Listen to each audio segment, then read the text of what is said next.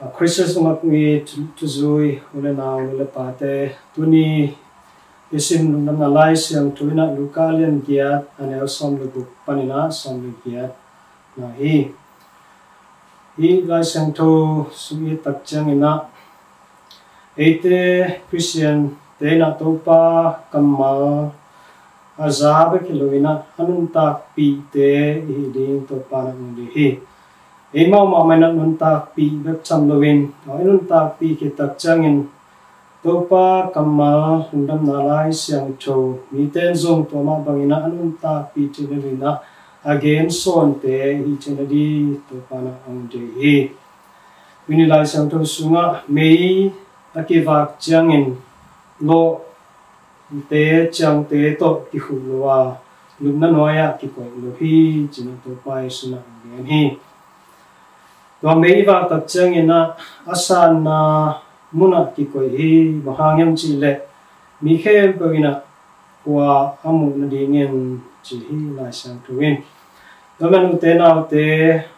material ngas anel somnali na sunga no te litung ko pa nei hi china to pai suna anggen hi itena to pa kamal sain inunta pi hitakjang ina leitunga kova ina apai di itahi to kova pen itena ipai na pewa ipo koi di kisamhi lo sung chang sung te sel chip lowin lumna noi te a sel chip lowin meiva kiva nga taw sang tunga bakina bite mu cheidina ila ri kisamhi Unilungan malay siyang to luka lian gya akipan na elkik le hangina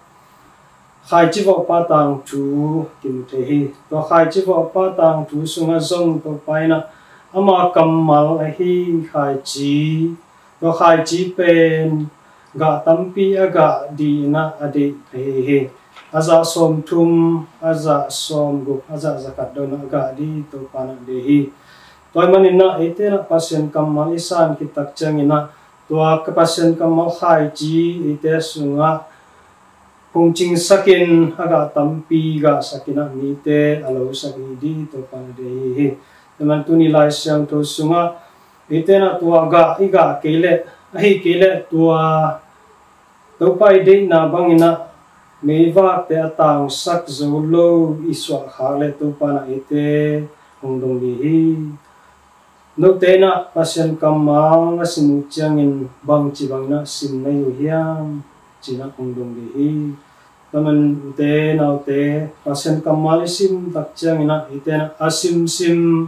bekilowina azaza bekilowina itena ilung tangsunga lusakin nungta sakin nunta piina tua inunta pi hitakchangin tua inuntak na sunga mite na umu na tungto ni na kovak te atang sak mite muna iga te